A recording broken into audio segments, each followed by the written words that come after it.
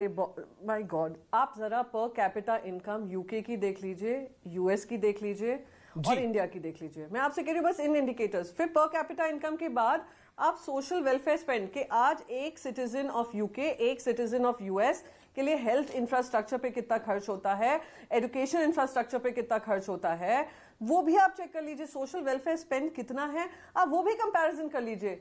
आप बार बार आपका फोकस यही है कि अरे देखिए हम तो 6.5 की ग्रोथ स्टोरी होगी, 6.8 की होगी। जयंत मेरे साथ है, चलिए 10% भी ले लीजिए। जी जयंत, पर अगर वो जनता के पास उसका नहीं पहुंचा, ये राहत नहीं पहुंची है, तो it's an irrelevant budget. Okay, farmer MOS finance और मेंबर ऑफ पार्लियामेंट है जयंत सिन्हा मेरे साथ बने हुए हैं, उनका मैं कर लेता हूं।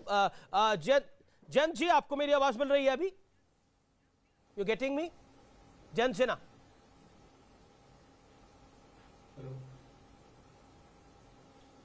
जयंत सिन्हा, आपको मेरी आवाज मिल रही है?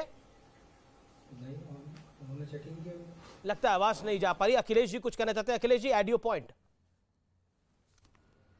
देखिए, बार बार जब आप लोग ये कहते हैं कि वार चल रहा है, कांग्रेस के समय में इससे लंबे लंबे वार चले थे और उसमें इंडियंस को हम लोग लाए भी थे और दुनिया की तमाम इकोनॉमीज बुरे हालत हो गए थे और बैंकों के बुरे हालत हो गए, फिर भी हमारे देश की इकोनॉमी बहुत बेहतर स्थिति में मनमोहन सिंह जी ने संभाली थी। आज भारत पे क्या है, प्रति व्यक्ति जब मोदी जी आए थे तो 43,124 रुपये कर्जा था और जनसंख्या भी तब से काफी बढ़ी है और आज मोदी जी के समय 1,09,000 रुपये कर्जा है।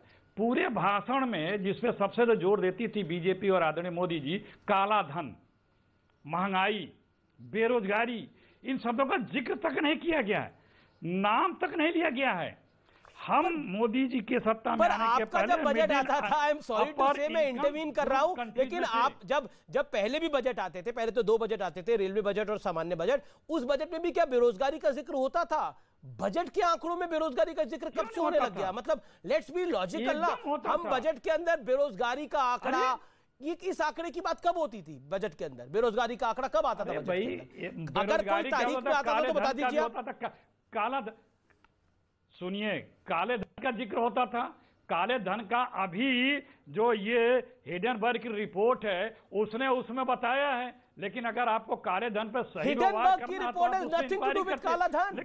सर, मेरा निवेदन है हिडेनबर्ग की रिपोर्ट आप पढ़ लीजिए, क्योंकि मैंने पढ़ी हुई है, आप भी पढ़ लीजिए। हिडेनबर्ग की रिपोर्ट का मतलब अब कोई अंग्रेज बैठ के कहीं पर रिपोर्ट बना ले, उसकी चर्चा हम अपने बजट में करेंगे? हम क्या बात कर रहे हैं? हिडेनबर्ग कौन है, कौन नहीं है, मतलब उसकी क्रेडिबिलिटी क्या है, उसकी चर्चा हम अब बजट में अपने करेंगे। मुझे नहीं लगता वो सामान्य बात होगी, लेकिन वो अलग विषय है। कोई क्रेडिबिलिटी नहीं है उसकी। नहीं, मैं उसकी क्रेडिबिलिटी कुछ नहीं है जनाब। वो तो ऐसे ही इतने शेयर तीसरे नंबर से 17वें नंबर पे आ गए 2-3 ही दिन में, वो तो कुछ है ही नहीं है। छोड़िए, जाने दीजिए। देखिए, आपने जिक्र किया IMF का।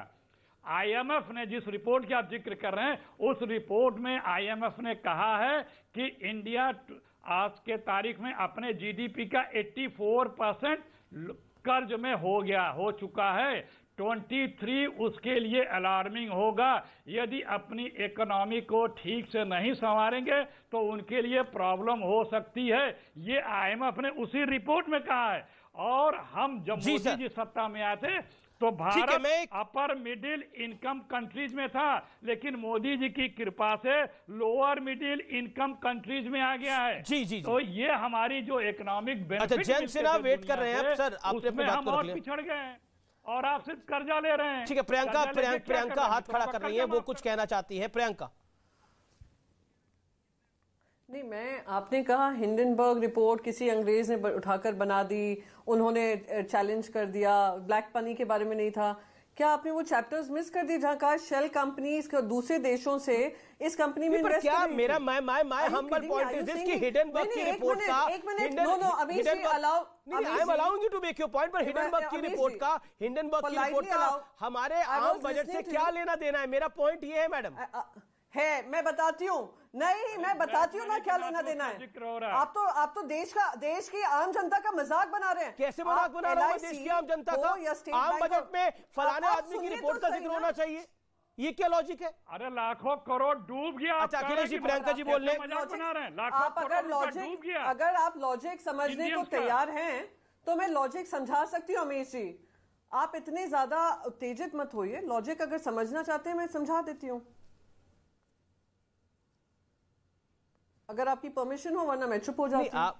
एक सेकंड, मैं जयंत सिन्हा लगातार बने हुए हैं हमारे साथ, उनका भी मैं रुख कर लेता हूं। जयंत सिन्हा जी, मैं आपका रुख करता हूं, आपको मेरी आवाज मिल रही है? जयंत सिन्हा, विपक्ष के दो नेता मेरे साथ बने हुए हैं जी, बिल्कुल बिल्कुल, बड़े सारे रिएक्शन भी आ रहे हैं। प्रियंका चतुर्वेदी है, मेंबर ऑफ पार्लियामेंट राज्यसभा की, वो कह रही है कि इस बजट के अंदर कुछ खास नहीं है, जो वादे पहले हो रहे थे उसी तरह के वादे हैं, उसके अलावा कुछ नहीं है।